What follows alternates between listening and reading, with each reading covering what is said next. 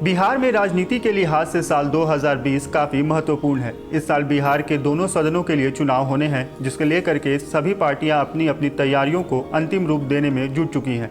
बात विधान परिषद की खाली 9 सीटों की करें तो इन सीटों पर सभी पार्टियों की तरफ से प्रत्याशियों को चुनने का काम अंतिम दौर में है। चुनाव में सभी दलों की तरफ से प्रत्याशियों के जरिए सामाजिक संतुलन बनाने की कोशिश की जा रही है। विधान परिषद के चुनाव में भाजपा, जदयू, राजद और कांग्रेस के बीच में ही सीटों का बंटवारा होना है। राजद के खेमे की बात करें तो ये काम लालू प्रसाद यादव अपने तरीके से कर रहे हैं।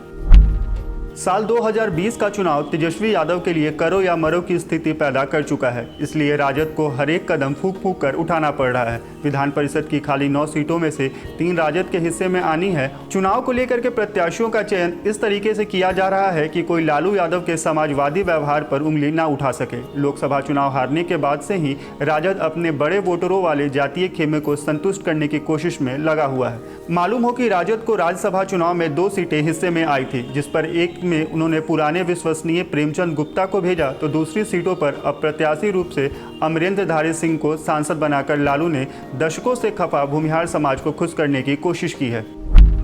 खबरों की माने तो लालू यादव राज्यसभा के समीकरण को ही विधान परिषद के चुनाव में भी जारी रखना चाहते हैं। 3 सीटों में से एक अल्पसंख्यक समुदाय के फारूक शेख का नाम लगभग तय माना जा रहा है। बाकी 2 सीटों में से एक राजपूत और दूसरी सीट के लिए अति पिछड़े प्रत्याशी की तलाश है, ताकि विधानसभा चुनाव के लिए वोट बैंक में इजाफा किया जा सके।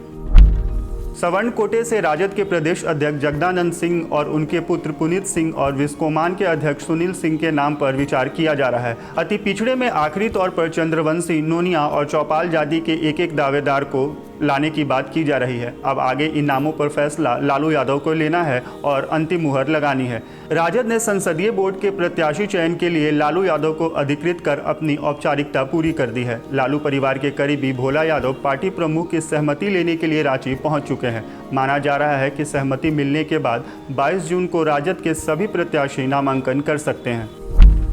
आपको बता दें कि बिहार विधान परिषद की 9 सीटों के लिए चुनाव का डेट फाइनल हो चुका है। इस बारे में बीते सोमवार को नोटिफिकेशन जारी कर दिया गया था। भारत निर्वाचन आयोग की नोटिफिकेशन में ये कहा गया है कि अगर एक सीट के लिए 1 से ज़्यादा उम्मीदवार हुए तब 6 जुलाई को वोटिंग कराई जाएगी। आयोग के मुताबिक सुबह 9 बजे से लेकर के शाम 4 बजे तक वोटिंग होगी और वोटों की गिनती 6 जुलाई को ही शाम 5 बजे की जाएगी और 8 जुलाई से पहले चुनाव की पूरी प्रक्रिया पूरी कर ली जाएगी। यदि वोटिंग की नौबत आई तो निर्विरोध जीत घोषित की जाएगी।